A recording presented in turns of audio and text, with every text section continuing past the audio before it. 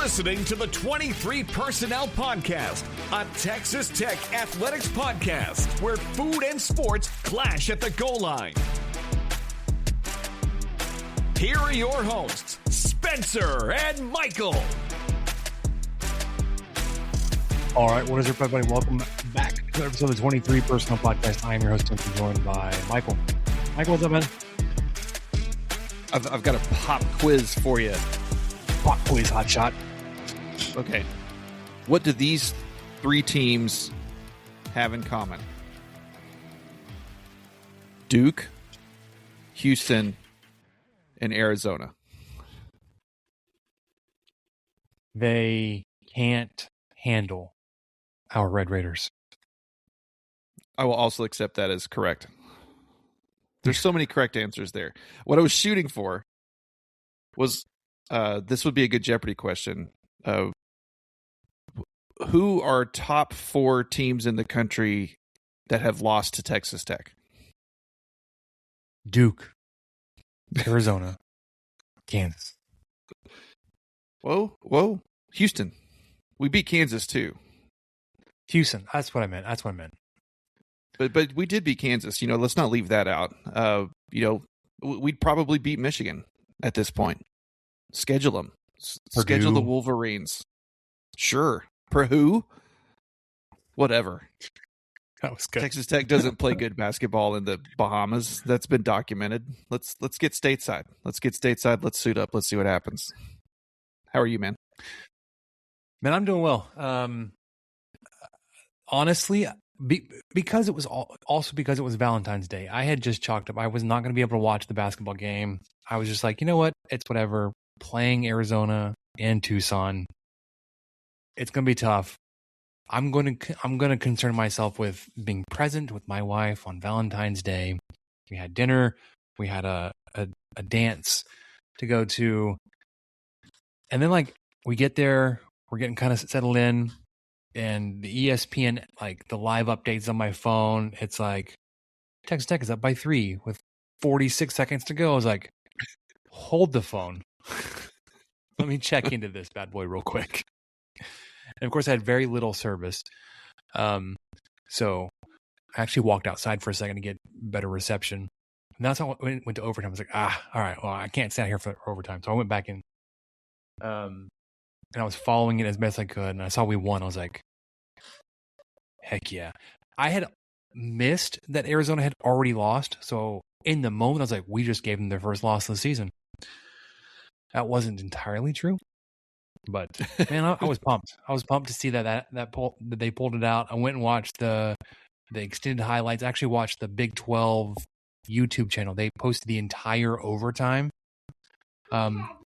So I watched that. That was entertaining. Sorry. I don't know if we can undersell Leon Horner in his performance. Thank you. I would start there. I would just say, being that you basically got 2 full possessions there as time is expiring in overtime because of offensive rebounds. One of them came from Horner, who was flying in from the scorer's table when that shot went up, it looked like. And then he found Atwell, at the top of the key. It was unbelievable. JT Toppin, I think it was second player in Big 12 history to have 30 plus points, 10 plus rebounds against a number 1 AP team. He went 31 and 12, I believe. Yeah, well, 13. Sorry, not to correct you, but I was just had to be looking 31, at 13. Well, we don't want to rob Vinny of his accolades, his flowers. Man, it's good to be back. You very, very handily dispatched Colorado last week. I was flying back from Houston that night, so I watched most of the game. You ended up winning by 34 points. Colorado only ends up scoring 44 on the night. 78-44. It's 39-22 at half. 39-22 for the second half. It was a repeat performance, first to second half for both teams. You just consistently or constantly just kept building your lead, and like in such a way that they never had a shot to get back in it. They shot horrendously. They were 16 of 55 from the field were the Buffaloes, 6 of 25 from three, and only attempted 10 free throws in the night. They were 60% there. You out-rebounded them by 17. I mean, it was just, you shot pretty good, but defensively, you absolutely held them to just an atrocious shooting night. Obviously, if you only give up 44 points. You got some interesting quotes from their head coach saying how they're embarrassed.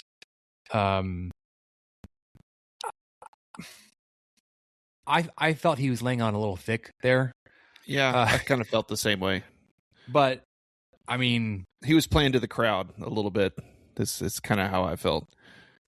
I can't appreciate that he wasn't making excuses and he wasn't like finger pointing or like, oh, it just wasn't our night and blah blah blah. He's like, we were terrible, and he took responsibility for it, and he didn't Jerome Tang it, which we can get to it in a little bit, where he talked about how they're not good enough to wear the jersey. They took their names off the jerseys, made them run, stadium stairs the next morning. One of his last moves before he got fired, which we'll get into. But yeah, you did that, which was, I mean, I wouldn't say winning by 34 is expected, but winning handily was expected to kind of get moving back, with some positive momentum going into the weekend, the road trip at number 1 Arizona. You were a double-digit underdog. If you look at Haslam metrics, it was an 11-point favorite there for Arizona. You had a 2-point lead there going into the final possession, so you had a chance to win it in regulation. But, I mean, yes, it was a tie game, obviously, if it goes to overtime, but it was 32-32 at half. Both teams scored 34 in the second half to send it to overtime. They end up hitting free throws there with just a few seconds to go to tie it, to send it to overtime. Leon Horner, we talked about it a second ago. He played 26 minutes. It was unbelievable. I think you were forced into playing a bigger lineup because of just the makeup of that Arizona team. Jalen Petty he played 13 minutes, but he was 1 of 4. He just looked like it was just not going to be feasible for him to get a lot of minutes going against those trees. Bemboye played 13 minutes. I probably would have expected Mosley to play a little bit more than 3 minutes, but you got 44 from Donovan Atwell and JT Toppin minutes each, and then 45 from Christian Anderson. Those guys barely came off the floor. Lawan Watts played 30. Talked about Toppin's night. He was 13 of 22 from the field. He did hit a 3, 4 of 6 from the free throw line, 13 rebounds, and only 2 fouls, which is huge to keep him, out of foul trouble. 31 and 13 with only 2 fouls. Anderson ended up having 4 fouls. Petty fouled out. Bemboye fouled out. There was an instant there was like Anderson and Bemboye could have been called for a foul, and luckily, I guess it was Bemboye. It kept Anderson in the game. Anderson had a very quiet 19 and 8, 6 rebounds. Right. I mean, he was. If there is such a thing, yeah. I mean, in the instance that like JT Top and Donovan Atwell got a lot of attention, and Atwell only put up 11 points, but he hit 3 threes, and those 3 threes were like absolutely monumental when he hit them. But for Anderson to nearly have, I mean, he was 2 assists and 4 rebounds away from a triple double. I mean, he was everywhere. You needed that kind of game, obviously, to take down a team like Arizona. You watch a team like Arizona play, and not only like throughout the season, but in this game, you're like, man, this is a team that can like give literally anybody a run for them. Like as a number 1 team, obviously, I'm not saying anything earth-shattering here. You look at them, their size, and how they play. Like this is legit. This team is legit. They can beat anybody anywhere, and have a legit shot at making a deep run in the tournament. And you were right there. You're 1-2 of Anderson and Toppin, and sprinkling on Atwell. It was so much fun to go back and watch that one. Yeah, and to go back to the second half, there was almost a 5-minute stretch there where Arizona led by 7. Like they just kind of built a little lead. Tech would cut it into 5 or something, and then Arizona would score again. You just kind of felt the momentum shifting their way, and it wasn't a great feeling. And I was already starting to think, well, it's tough to win there. You're doing all the things. You're talking in your head. It's tough to win there. This is the number 1 team in the country. They just lost. They lost their first game, bouncing back at home. They're going to be ready, man. Hopefully our guys can keep it close. And then Christian Anderson decided to hit 2 threes in a row, and Toppin makes a layup, and then all of a sudden Tech takes their first lead. I think it's their first lead, and they go up 30-29 with a little over 2 minutes left in the second half, or the first half, and then the rest of the game is like that. The entire rest of the game is just back and forth, back and forth. I don't remember the lead getting much beyond 4 or something, either direction from there. And I was kind of in a similar boat. So my wife and I we had our kind of Valentine's date night Friday night. And so I actually cooked out on Saturday evening. And so I was working at the grill and stuff, and just kind of checking on the score here and there. I didn't really get the chance to sit and watch the game till probably the last 10 minutes, but I got to see just enough. I got to see that run, that 8-0 run right there, that really got me right back in it. And then of course, Tech goes into halftime and, comes back out, and it's that way the whole way. So it was just to kind of sing Anderson's praises again. Yes. I mean, we can say that his stats don't pop like you might expect or might have thought, but those 2 threes were massive, and they were back to back.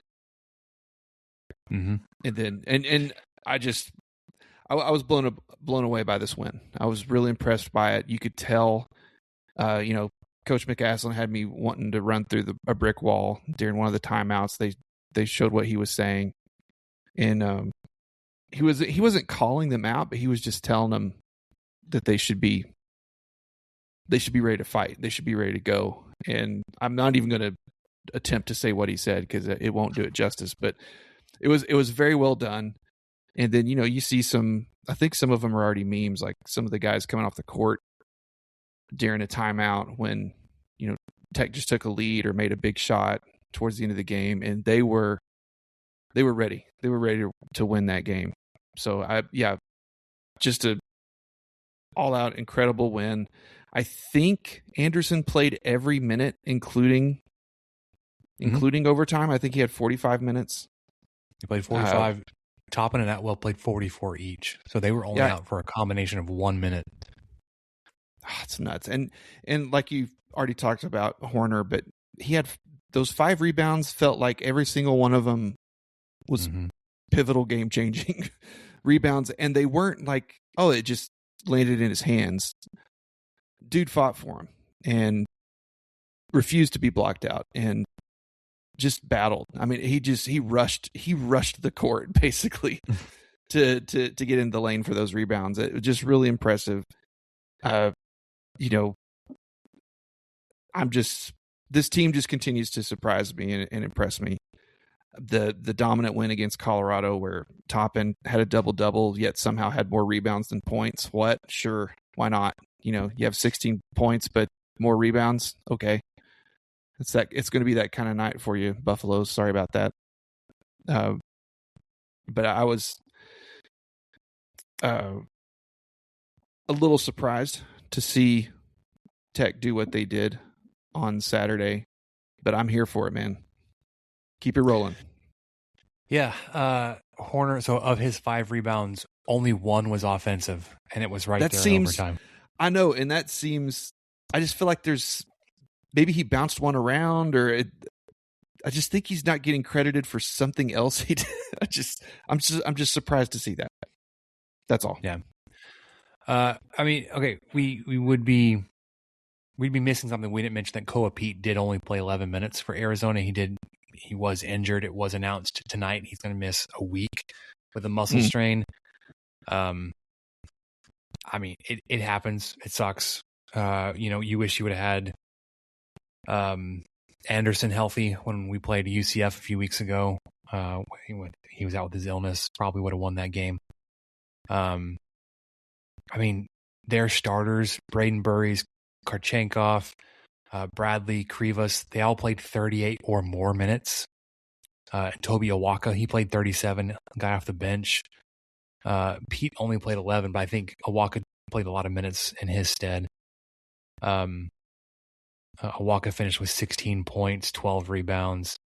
Krivas had 10 points, 11 rebounds. They had 2 guys with double-doubles. 5 guys scoring double figures, 10, 11, 13, and 2 guys with 16. This is my first time watching them play this year. They're so dang good. I don't want to see him again. I don't want to play him again. They have, I believe, BYU next. But Texas Tech is playing Arizona State tonight. They haven't even tipped off yet. They won't for their 23 minutes, but it is a slim line. I say slim, 8 points projected for Texas Tech. We'll see how that plays out a little bit later tonight. I believe the team has just stayed in Arizona. They got there. They played the game on Saturday. We're playing the game tonight and Tuesday, and then we'll fly back. And then this weekend, the 21st, Saturday afternoon, they're going to face Kansas State. We mentioned Jerome Tang is out. He's had a weird week going back to calling his players out and, racking up some of the worst conference losses in Kansas State history. I think they lost by 29 or whatever it was to Cincinnati. I mean, it's not good. So they're gonna pony up and pay him the $18 million not to coach for them anymore. We'll see. We'll see who they get. And, yeah, it's a what big kind of buyout. Basketball coach has a buyout like that? Jerome Tang, apparently. Wow. I don't know who else. I mean, yeah. And then next Tuesday, the 24th, Texas Tech will play that Cincinnati team that knocked off Kansas State and Jerome Tang. So you've got 3 games here, all winnable. Tough one, obviously, on the road tonight, Arizona State, then 2 at home, Kansas State, Cincinnati, and then you go on the road next weekend, next Saturday, to Iowa State. Iowa State currently 6th. And they could move up. They just beat Houston last night. Yeah, they beat Houston last night. Houston was 3. They were up to number 2, or are up to number 2. We'll see how that changes. Arizona dropped from 1 to 4. Iowa State moved from 5 to 6. Kansas moved up from 9 to 8. Texas Tech got a little bit of respect for defeating Colorado, and then obviously Arizona State.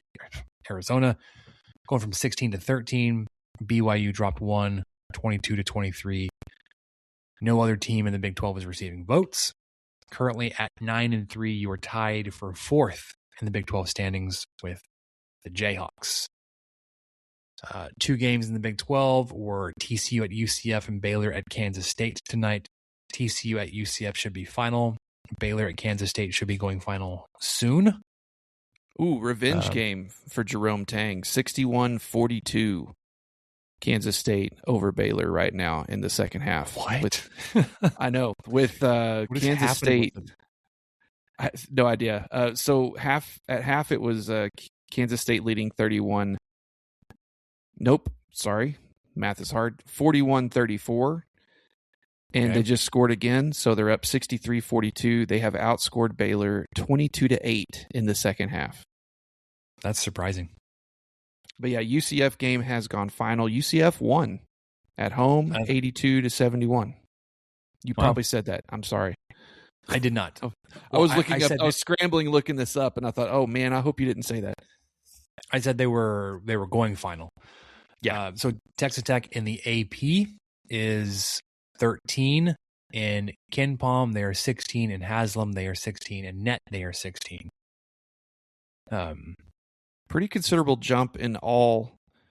Well, especially in Ken Palm and Haslam. Very considerable jump.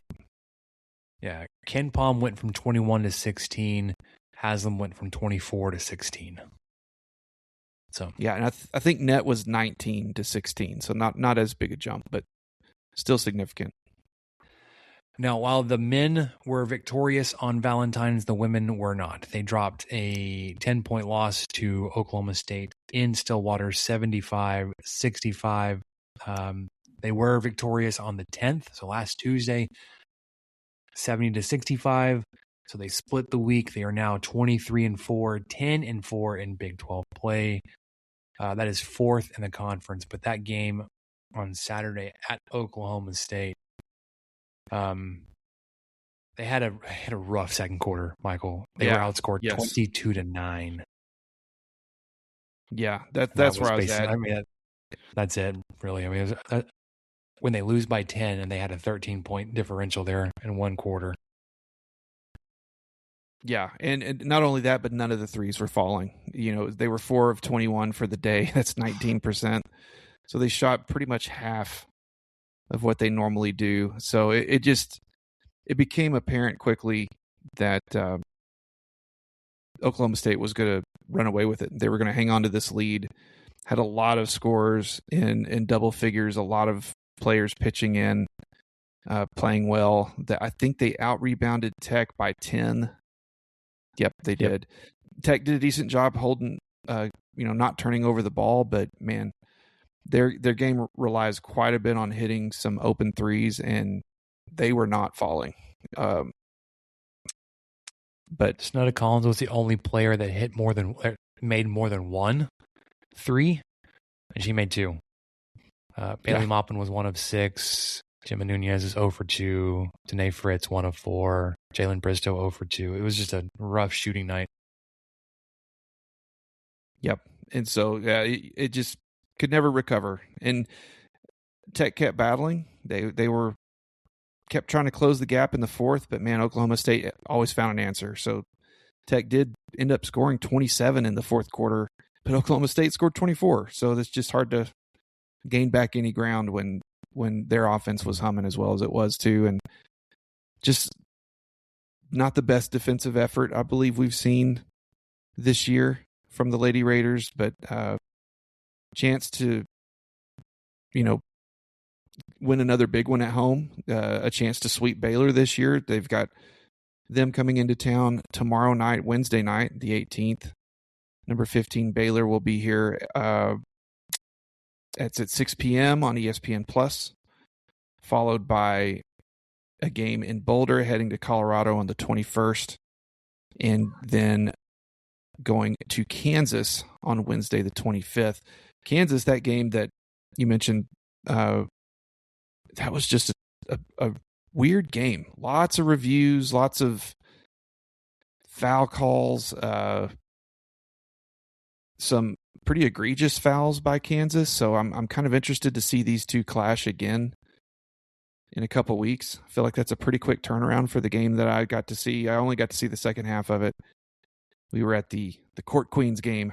They've apparently scheduled all our games at the exact same time as the Lady Raider games. That'll happen to us 3 times. But anyway, I got to catch the second half of the Kansas game. A lot of points scored in the second half. Yes. It was a 17-15 scoring output in the third quarter, 25-25 in the fourth in this Kansas game. So 40, very low halftime 42 score. points. Yeah, it's 25-28. Yeah, Mm-hmm. I can do math. Yeah, you can. Nice job. As far as the AP goes, Big 12 world, at least, TCU went from 17 to 12. Baylor went from 12 to 15. And West Virginia stayed 19. Texas Tech dropped from 16 to 20. But hopefully they have a chance to pick up a little bit of momentum facing Baylor at home tomorrow night. That feels like a pretty strong drop for losing a game on the road.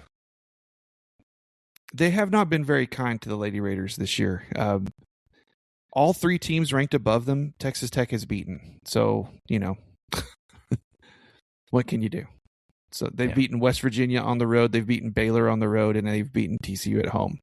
But, oh well. I do think it has been a little bit unkind to them. But yeah, especially an Oklahoma State team that was receiving votes, I believe, last week.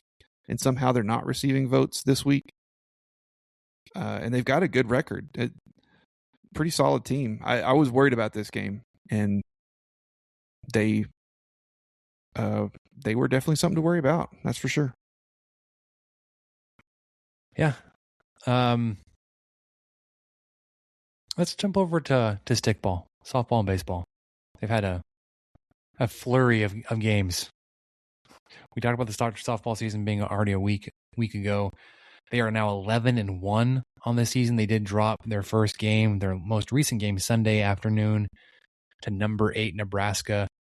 It's a 2-3 affair. They gave up 3 runs in the bottom of the fourth. Was never able to come back from that. So they are Texas Tech 11-1. And the number 8 Nebraska are 6-4. So make that make sense. Nigel Kennedy gets her first loss of the season. She went 4 2/3. Samantha Lincoln went the last inning and a third.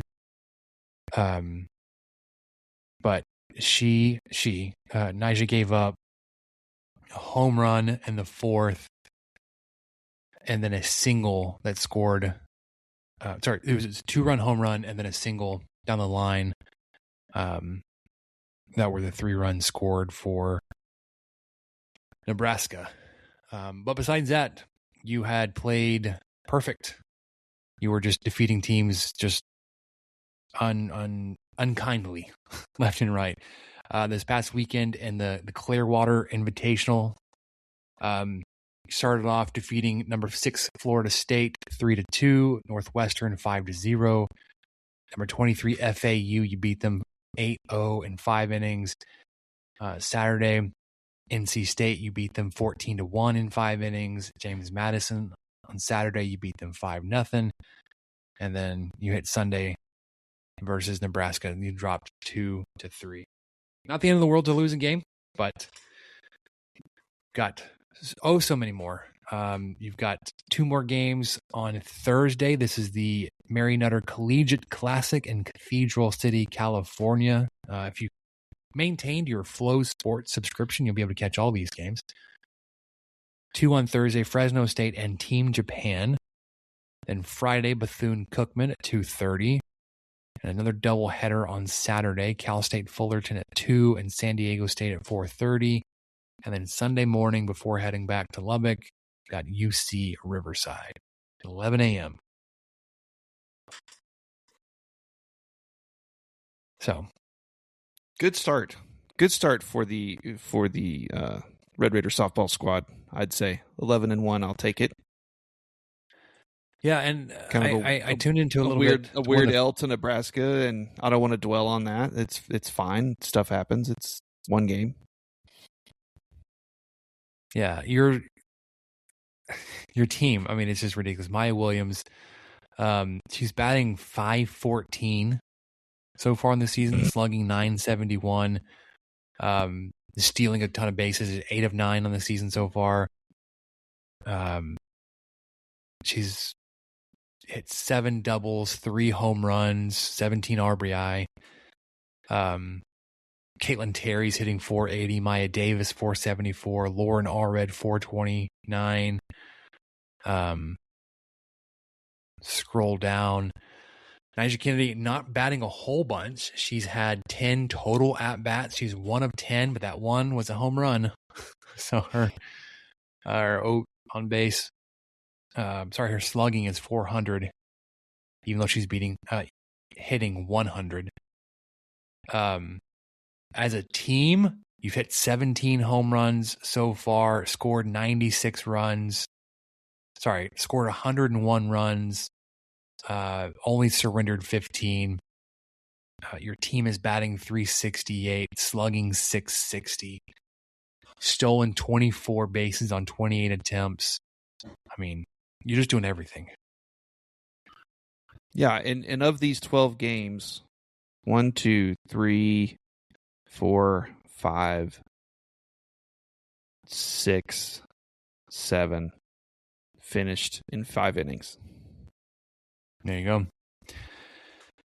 So you've got this road tournament this weekend in Cathedral City, California. Then you host one, the Janine McCaney Memorial Classic. So the next weekend, starting on Thursday, you host ACU. Friday, North Texas. Saturday, my very own Texas A&M Corpus Christi. And then Detroit Mercy. Michael asks in the notes, is this a hospital? Sounds like it. Yeah, it could be. Detroit Mercy Hospital softball team. Right. And Sunday, they have a doubleheader, and they're both rematches. First game will be Texas A&M Corpus Christi, the Islanders, and then North Texas Mean Green to follow. So they've got 6 games this weekend, 6 games next weekend. And then they start Big 12 play on the road at Houston Friday, March 6th. Seems quick. Seems very quick to already be talking about Big 12 Sure, opener. But by the time they hit Big 12 opener, they will have played 37 games. 20, what is it? 43. 12 more, 23, 24 games. I was close. Yeah. Baseball, on the other hand. Woo! 0-3 start. And the Shriners Children's College Showdown in Arlington. We anticipated this was going to be a tough open to the season with Oklahoma, Vanderbilt, and Arkansas. Oklahoma Friday night, you lose 10-3. That one's it was kind of close for a little bit, and then Oklahoma just kind of opened it up on you. Vanderbilt, man, I was taking score here. One, the stat keeping scorebook online it's missing something. There's problems all over it, but you gave up an 8-run bottom of the 4th to Vanderbilt, and at that point it was 8-1. And then you gave up 4 more in the bottom of the 8th, which I guess was a run rule because you didn't play 9th, and you lost by 10. So maybe in these kind of tournaments, they're looking for speed, and especially if you're not the last game, they're going to go ahead and end the game a little early to get on to the next ones. Because games like this are going to take a while. Like the one tonight, it's been going. Let's see, 3.5 hours, and we're only in the 7th, which we'll get to that in a minute. 27 runs scored total. 27 runs scored. But on last Saturday, it was 16 runs, 13-3. Bright spot here, I'll point out, was Brady Trumbello made his return to the mound, which you love to see that. He didn't do so hot, but besides his on-field performance, the way that he went down and with the injury he sustained last season, one, it's a minor miracle he survived, but two, that he's still playing baseball. You'd love to see that he made his return and is pitching again for you. Sunday, you had a puncher's chance against Arkansas. You actually had to lead. Top of the ninth, you score 4 runs. You take a 5-4 lead there in the top of the ninth. Arkansas is able to tie it there in the bottom, and then they walk it off in the 11th.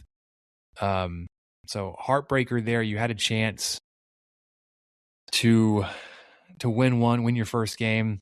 You did so much of obviously most of your damage there in the ninth to then give it up in the 11th. But the thing I'll point out here, I don't know if you watched the game or if you're following along, former Red Raider TJ Pompey is on this Arkansas squad, and not the first Red Raider to transfer to Arkansas. And the recent past, Hudson White is also on. He's also a Razorback, I think 2024, and Mason Molina. So 0-3 start. Again, not really all that unexpected with the direction of this team, the roster, and the quality of opponent you were facing. The matchup tonight down in the Valley, you were taking on UTRGV. You're like, this is going to be a great spot to bounce back. You had a horrendous start to this game. You did jump up 2-0 on the top of the first, but then through a 65-pitch first inning, you allowed the Vaqueros to plate 8 runs in the bottom of the first on 7 walks. And let's see where do I go to the home stats?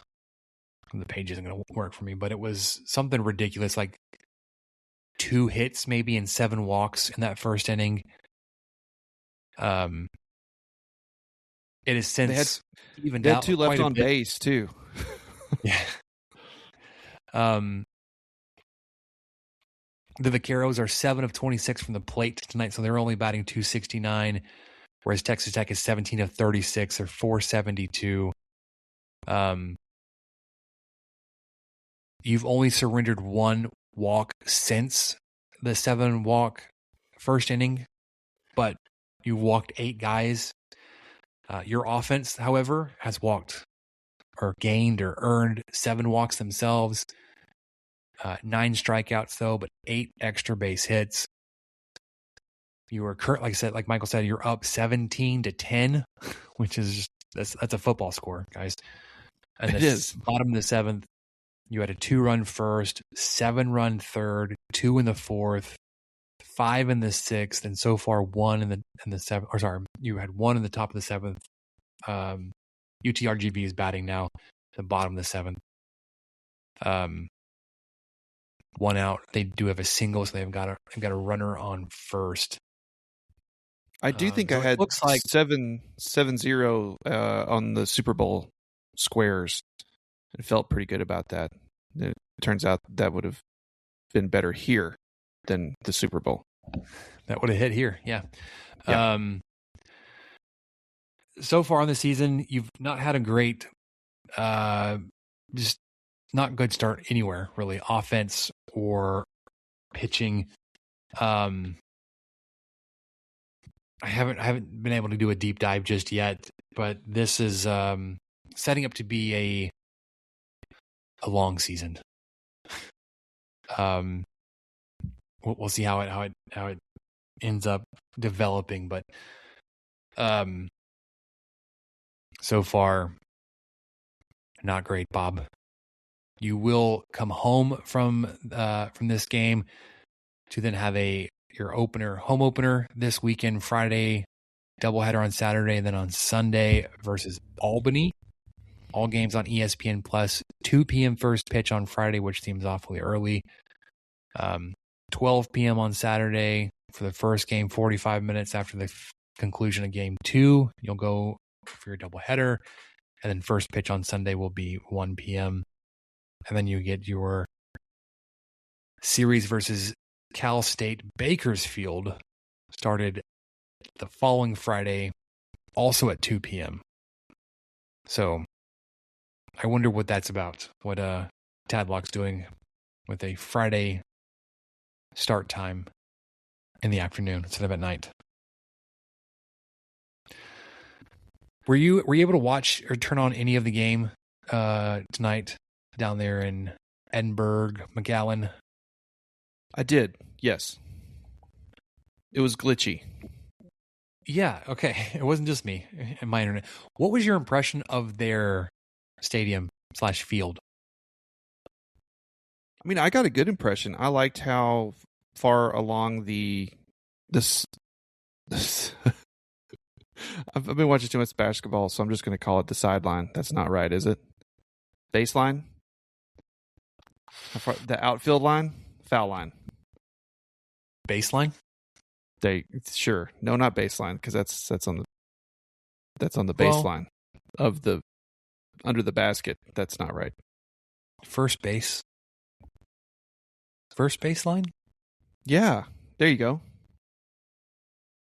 Because I mean, when you said it didn't sound right, but I was like, well, wait. I think if you talk about it, yeah. Anyways, yeah. Okay. Yeah.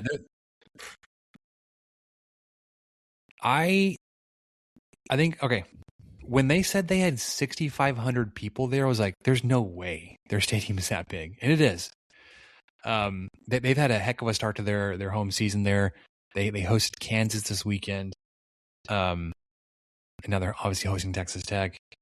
The field surface, the grass, the playing surface, I was really impressed with it, but also just the stadium itself. I was like, man, that's a pretty sweet setup they got going on down there.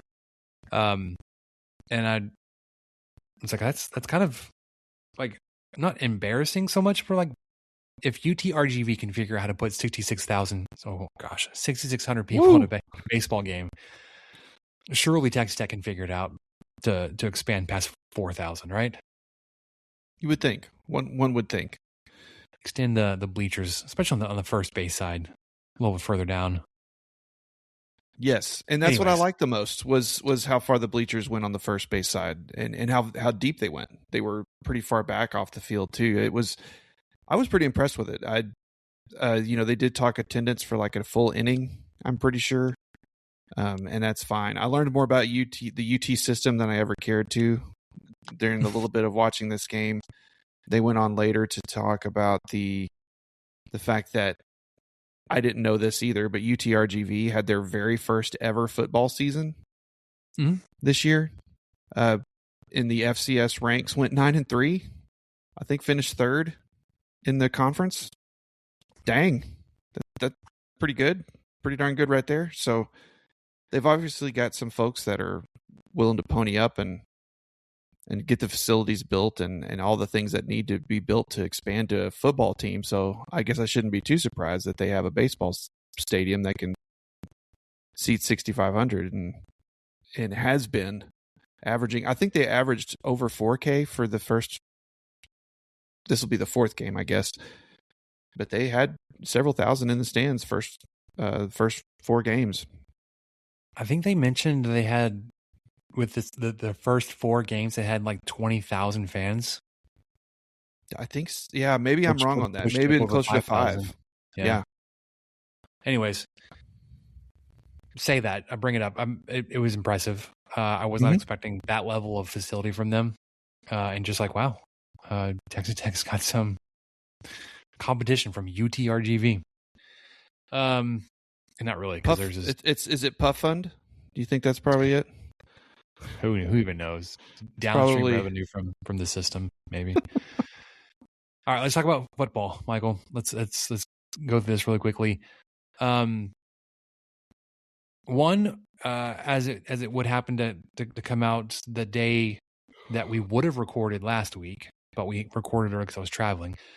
Texas Tech had 2 departures on the defensive staff and 2 hires announced. So outside linebackers coach CJ Ayu is hired by the Steelers to be their outside linebackers coach. And then defensive line coach Zarnell Fitch at the time, I don't know if it's been updated, but at the time, we just heard that his contract was not going to be renewed. And there was a lot of interest and smoke to him joining the USC staff under Lincoln Riley and his former coach and defensive coordinator, Gary Patterson. Is there an update there? I don't even know. This is all somewhat news to me, aside from his contract not being renewed. Okay, no, there's no update yet, but yeah, essentially that he was not going to be retained for whatever reason. And then in their stead, Amarje Albury Sr. has been hired as the defensive line coach, where he was previously the defensive line coach for the Minnesota Vikings, and he had been there for 5 years. He played in the Big 12 for West Virginia. So you love that you are picking up an NFL staff member. And then also you're adding, I don't know if it's Jack Smith. I'm just going to go Jack Smith. Outside linebackers coach from the Atlanta Falcons. He had been there for 2 years. Previous to that, he was the assistant edge coach at Texas in 2023. And he was a defensive quality control assistant at UL Lafayette, ULala, from 19 to 22. Originally from the Dallas area at Oak Cliff, played at Missouri, and had played and spent time on 8 different NFL rosters in his professional playing career. So, welcome to the staff, coaches Amarje Albury Sr. and Jaquez Smith. Jack. So, I like the NFL to Lubbock pipeline that we have here. It's interesting that you didn't go after former staff members of Woods from Tulane or from Houston, but that you got guys from the NFL. So yeah, I do like the optics of that. I do like the tutoring, the molding of guys that want to be playing for the NFL or playing towards the NFL. That now we've got 2 guys that were there with that experience now on your staff, saying, "Hey, this is what they're looking for. This is how you're going to get there. This is what we can do to make you the best player possible to get you ready to play in a professional setting." So, speaking of the combine's coming up, Michael, did you notice anything from the list of invitees from the Texas Tech roster? I did not look at that very closely. Was it a short list? Was there a significant snub? So, well, not a short list for Texas Tech. It's actually the biggest ever, 8. These are the guys from the Red Raider squad from this season that will be attending the NFL Combine. Baron Morton, Caleb Douglas, Reggie Virgil, David Bailey, Skylar Gill-Howard, Romello Height, Lee Hunter, Jacob Rodriguez.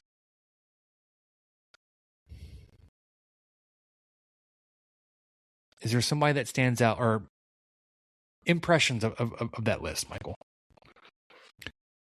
I mean, I feel good about it. My brain's already moved on so far from football that it's hard for me to wrap my head around who's missing. I'm a little surprised that Morton got invited. I'll go ahead and say that, not to be a hater or a jerk, but I'm surprised that they watched the film and thought. Anyway, that did surprise me a little bit. There's probably someone obvious that I am missing, and I can't think. I'm glad SGH made it. Mm-hmm. Especially since he only had 4 games or so on tape this year. Very impressed that they recognize that that was probably enough. That was probably all they needed to see. And he gave him a shot after coming back from an injury. But no, what are your impressions? What do you got? What am I obviously missing? So I was also surprised that Baron Morton was included. And then on the defensive side, I was a little surprised if they were going to take Baron Morton, why they wouldn't take Cole Wisniewski. I think he had as impact. Sorry, it's hard to say you're comparing impact of a defensive player to a quarterback, especially with the type of season your defense did. For draft eligible players that are moving on from your team, Wisniewski's like the only one that wasn't invited. So, I would be surprised if Morton makes a team and Wisniewski doesn't. I'd actually be like more confident that Wisniewski will make a team than Morton will, even with the combine invite. So that's all. I could see that. Last thing on football. Did you see that Mississippi State is scared of playing our Red Raiders? No. So the SEC is moving to a 9-game conference schedule, right? So they're joining the rest of the world playing 9 conference games. And so what do? They cut their Power 5 opponent off their schedule. Because, adding one more conference game, that's just too much. So you can't play 10 Power 5 opponents in a year. That's just too hard. Oh, but guess who else does that? How are they going to play Austin? Yeah, how are they going to play Austin P in late November if they play Texas Tech? It's just not going to work. So the only game on their schedule currently for the 2028 season is Memphis. But they will have conference games. Will be Alabama, Vanderbilt, Ole Miss, LSU, South Carolina, Texas, Auburn, Missouri, Oklahoma. So they'll play Memphis, Austin P, or Troy. No, not even Troy. Southern Mississippi, probably. Yeah, so kind of in that same vein, Texas Tech's 2028 non-conference opponents are now just Stephen F. Austin and Wyoming. 2029, let's see.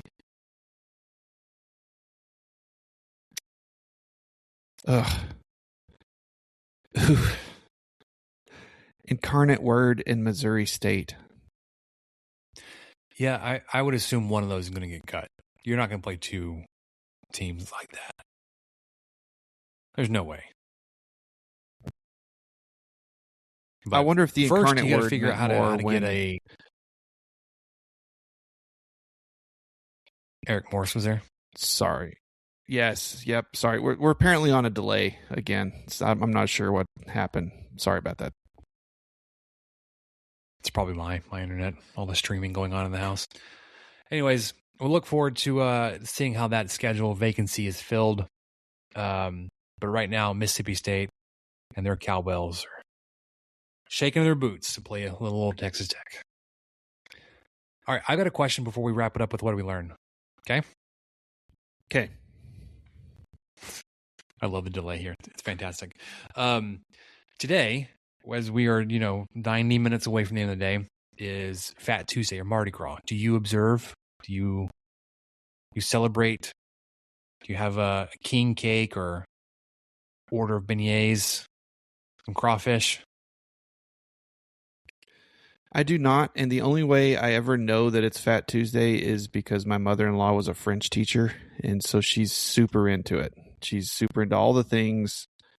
Her and my wife went and had a big brunch today and had eggs Benedict, and then I think she found some seafood somewhere for lunch, or my mother-in-law did. Yeah, she's the only reason I ever know that. And we have one vendor at work who will send a king cake to the office, and they sent it last week. And I thought, oh, well, that must be coming up. And then I never looked into it. What about you? Do you observe? Well, we used to, because my mom's family, y'all know, or y'all know, y'all may remember, probably not. They're from Southwest Mississippi, little historic town called Natchez, just a couple hours north of Baton Rouge and New Orleans. We grew up celebrating Mardi Gras. We did all of it. King cake. We had crawfish boils. For whatever reason, probably because there was a restaurant there in town. We would also have tamales, and this is from like a white, like the whitest tamale restaurant you could imagine. But it's where I learned how to eat tamales with ketchup on them. Yeah, it's a safe space, right? Yeah. Anyways,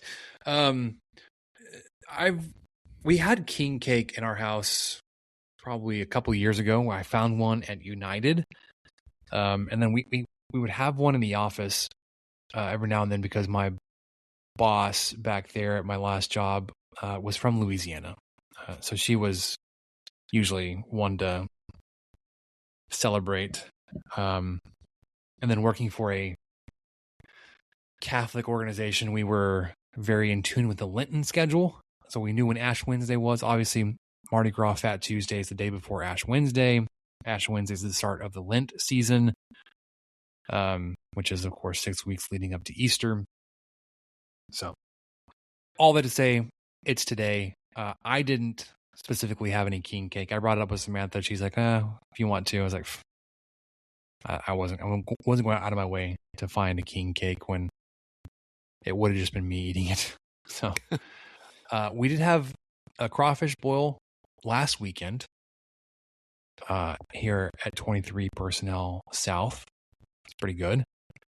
But no beignets, no king cake.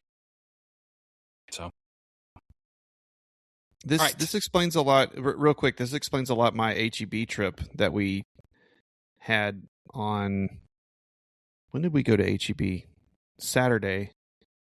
It was obviously they were having a crawfish boil, and I thought, oh, I guess it's crawfish season again. Anyway, my brain just never processes when Mardi Gras and Fat Tuesday is. If not for my mother-in-law, I'd probably find out like a week later. Well, it's because you have to know when Easter is, and then have to like back it up 6 weeks. And Easter is one of those holidays that isn't the same every year. Yep. Okay, let's wrap up with what we learned. What do you think? I'm ready. All right, I've been meaning to give this update for a while. Running club. We've talked about this before. It was more egregious than ever the last time we had this run-in with them. So there are actually two social running clubs in town. I probably mentioned them. One, they meet on Saturdays. They bring a folding table. They have snacks for their group. The one on Saturday does this. But they set up their table. So if you imagine like the running track at a school, you get the little extra bits on the like a straightaway, like the sprinting lanes. You know how they have the little extra straight pieces at the end, right? So imagine like a lowercase b or d, right? Anyways, they very considerate in a very considerate fashion set up their table and all their space outside of the normal walking path of those, or running path of those using the track. Wonderful. It doesn't bother me. Actually love to see them because they're just great people to be around. The one that I have run-ins with during the week, they started bringing a folding table for snacks and stuff. But where do they put it, Michael? In one of the lanes. And not only do they do that, then they congregate and they stand around it. So now they're taking up more space on the track in the way. And it's just obnoxious. I was grateful this morning. I was on my way to the track. The leader of this tried to get my attention because the track was closed because of a bee infestation, which cracked me up. She was trying to tell probably me that from like, all the dang snacks. Probably from all the snacks. You're right. Oh gosh, just throwing my ring. And I was like, when I saw her, I was just instantly annoyed. I was like, oh, I don't want to talk to you. Don't talk to me. I had headphones in, so I could there was plausible deniability. Like I just couldn't hear her. But I didn't acknowledge her at all. I was like, okay, good. So I saw her. I was irritated. Like, oh, they're here. They're going to be in my way. And the track was closed, trying to get my attention. But anyways, they're so inconsiderate. I don't understand like how you can want to be together on the track and then cause such a disruption for literally everybody else that wants to be there. Makes no sense. I have two more. I think is the Seeing Red Raiders in the Wild one yours or mine? Because I have something that goes bad. That's yours. I don't remember. Great. I don't remember typing that. Well, okay, so it was on there. I was like I didn't remember it, and then as I was reading, I was like, oh yeah, I do remember that. One, I think I shared the experience where, or maybe I told Samantha, but I was in the grocery store one day. This guy, he caught my eye as I was trying to walk out. I was wearing a Tex shirt, and the look on his face looked like he recognized me, and like he was smiling. He was trying to get my attention. I was like, I couldn't, like in that split second, I was like, I don't know where I know this guy from, but he's looking at me like I'm supposed to know who he is, right? So as my brain is like racing, trying to figure this out, he says, hey man, I like your shirt. Go Tech, and gives me guns up. But like, because we're passing each other and my brain is thinking about so hard trying to figure out where I know this guy from, I was like, yeah, cool, man. And I just like, that was such an awkward interaction because I had no idea who this man was. So all I had to say, if I saw you at the store, I don't know if you listen, and you're like, man, that was really awkward. Yeah, it was. I was trying to figure out where I knew you from, and I didn't. We didn't know each other. He was just trying to say, hey man, we're Texas Tech fans here, and it's great to see him. And then also I had a kind of a similar experience in the Houston airport. This past week I was just traveling. I saw a bunch of Redditors in the airport wearing some gear. Not that they were traveling to or from a game. I just passed them wearing hats and everything. But I was because I had seen multiple, I was like ready to interact. So like when I caught their eye and we kind of waved or whatever, it wasn't awkward then. Being outside of Lubbock and seeing a Red Raider, it lifts you up. It buoys the spirits. Not quite the similar experience, but just Saturday was the world's largest pancake festival here in Lubbock, and we ventured out there, enjoyed ourselves some pancakes and some sausages and some fine community involvement. And I wore, when I went to the Spurs game a couple weeks ago, which I'm still talking about, sorry, not sorry. When I went to that game, I bought a Wembanyama jersey with like the city colors with like the it's got like turquoise and an orange and a white stripe on it. It's really cool. Anyway, so I had a Wembanyama jersey on at the Pancake Festival, and I did get one guy come up to me like, "Hey man, go Spurs, go! We don't see a lot of Spurs fans out here." And I gave him a guns up because I didn't know what else to do. And I was like, "Yeah, we're few and far between." And then I just was like, "Why did I give you the?" Anyway, I hope he got it. I hope he knew what I meant. Was it being weird on purpose? It's just Yeah, it's fine. All right. Why don't you go before I give my last one? Okay, so I've got two. First, Court Queen update. I know everybody's dying to know how my first and second grade. Oh well, not mine. I am not taking credit for this team because it's so much work for all the coaches that do. So yeah. Anyway, my second graders' first and second grade team, the Court Queens, started off on an 0-3 skid to open the season. Brother, they've won 3 in a row. Oh, nice. They're We're back. They're 3-3 right now. They're sitting at 4th place. They're 2.5 games back. I don't think they're going to catch number 1, but they could sneak up a spot or two. We'll see. There's some wiggle room there, but last week, this is one of the most proud dad moments I've had in a very good while. So my daughter, who is she just started. She played her first ever basketball game like in October. But she liked it, and she likes the practice, and she likes playing around with me, and she likes, when they've got their goal open, she's bouncing the ball all the time. She's really into it, and so we're encouraging it, but also not like trying to act like we're noticing how into it she is and enjoying it and just kind of letting it be. Yet inside we're both kind of screaming internally like, this is great.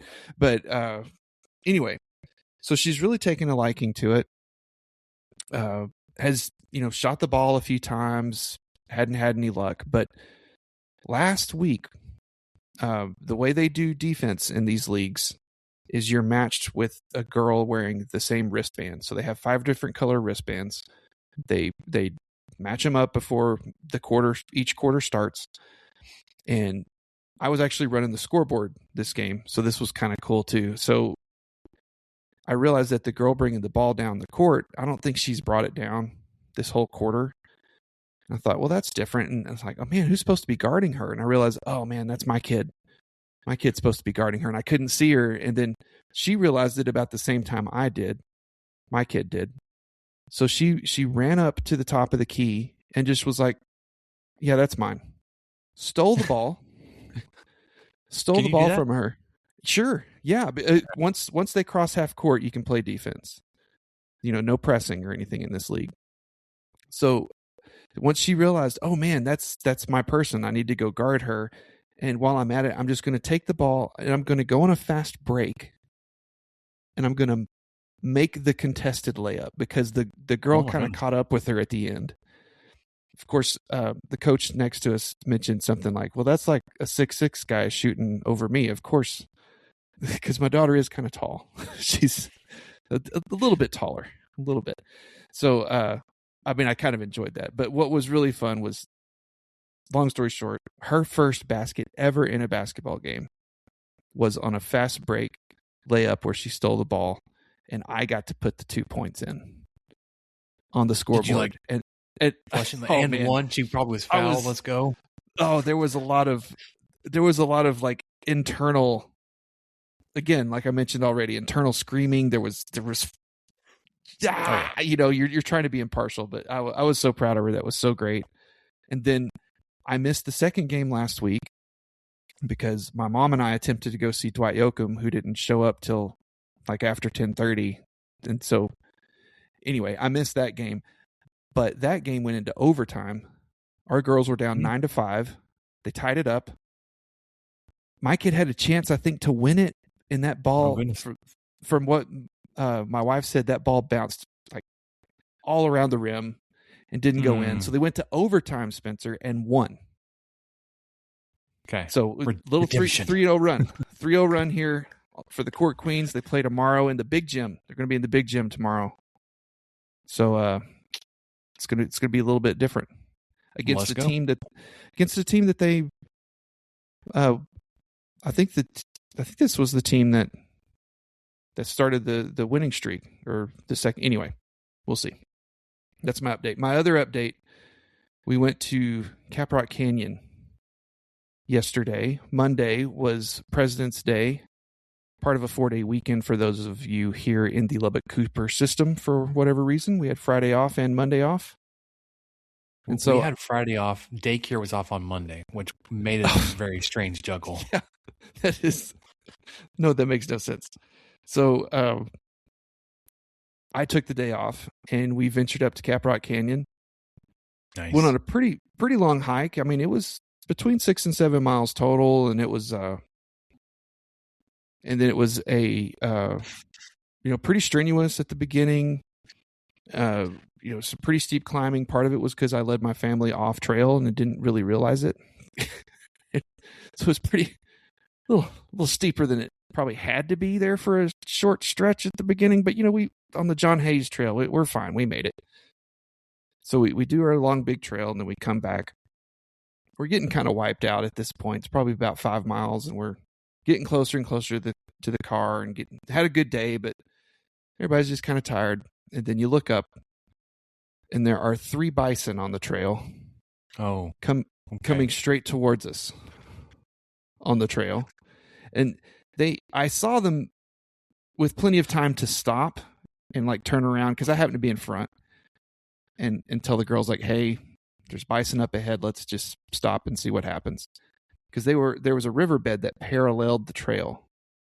And so what they were doing is they were in that riverbed and then they would climb up out of the riverbed. And what I hoped they would do is they would just cross the trail and continue north. But no, what they did was they climbed out of that riverbed, got on the trail, and then started slowly making their way directly towards us. And so I thought, we're not messing around with this. And luckily, it was kind of a clearing in that area. So we pulled off to the south, pretty far off trail. Tried to get at least the 50 yards distance that they say. I just kind of stood patiently waiting for them to walk by. And as we were waiting, one of them burst through the trees towards us, directly towards us. And it was a calf too, which also makes you nervous. Looked like it was charging us. Wasn't, because it was just a calf playing around. So we had started to kind of not run, but move briskly further south and away from them. But that calf stopped, pretty quickly after bursting through the trees and just was rolling around the dirt and, just being a free bison. But we were very much freaked out. And so we went way off trail even more. Our legs got all skin up. We got back on the trail way later. And man, we were a ball of nerves the rest of the way. It was like, it might have ruined it for us. Like the bison experience was not fun, not an enjoyable thing. Because a bike rider was just out just over the summer or the fall, got gored and died out there. It wasn't really in the news very much for some reason. But anyway, we did everything we were supposed to do because we went to the gift shop later because I wanted a sticker. And I made sure not to get a bison sticker. I got a Roadrunner one. I did see a Roadrunner that day too. So, nice. It's not stolen valor. I saw a Roadrunner at Caprock Canyon State Park. But we were pushed off the trail and rightfully scared slightly by what appeared to be a charging bison heading straight towards the 3 of us. Yeah, so we never made it all the way up to Caprock Canyon. Sorry, Palo Duro. We made it to Caprock. And that was recent. I think it was last spring even.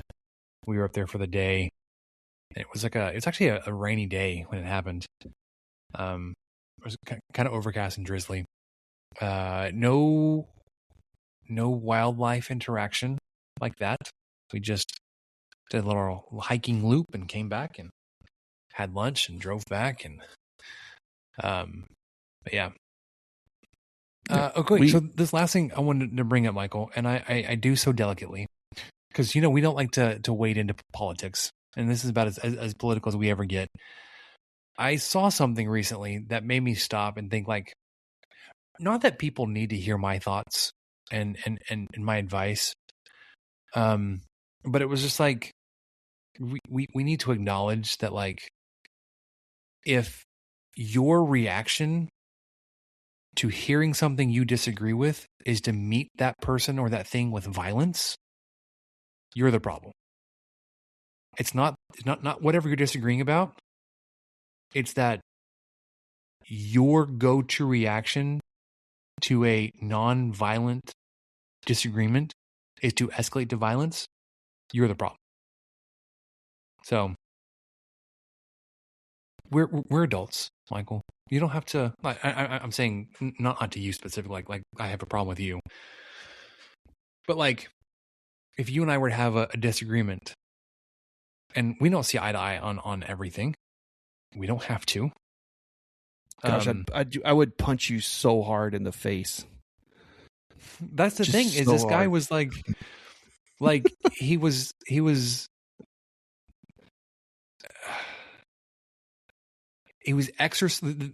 what brought this up was there was somebody exercising a First Amendment right about something he was in support of, and somebody disagreed with him and just punched him in the face. Well, just because he said, I support X.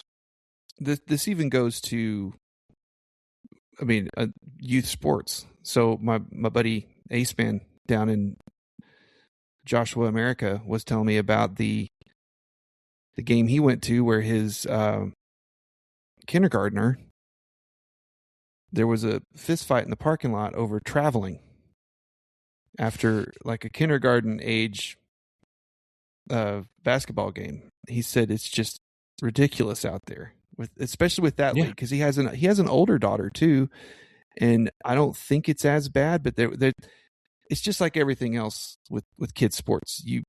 Sometimes you just draw the bad league, or the team with kids that are, I don't know, that have parents that fuel all these things or whatever. We've been really fortunate so far, but I know that that's not always the case. But yeah, just for it to trail out into the parking lot for that type of thing, to where you feel like, well, obviously I need to punch this guy because we disagreed on how a 6-year-old basketball game should be called. Yeah. So one, that's dumb. Getting involved in that level of disagreement or heated nature over youth sports, ridiculous. But also, like, being able to voice your support of something should come without the fear of some kind of physical abuse. That's kind of the purpose of the rights that we have, is you should be able to voice your support or dissent in a non-violent way and expect to be received with non-violence. That's all I'm saying.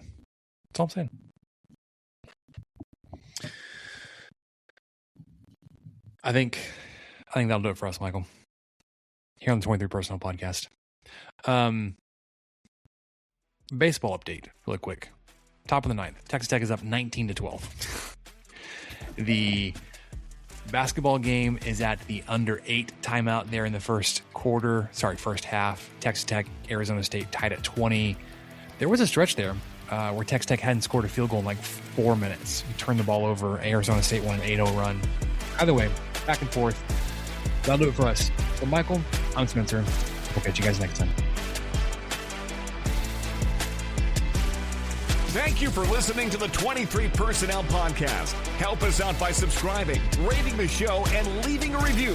Follow us on Twitter at 23 Personnel, Spencer at PuntSuck, and Michael at Michael_LVK. Be sure to catch the next episode. And until then, guns up and let the tortillas fly.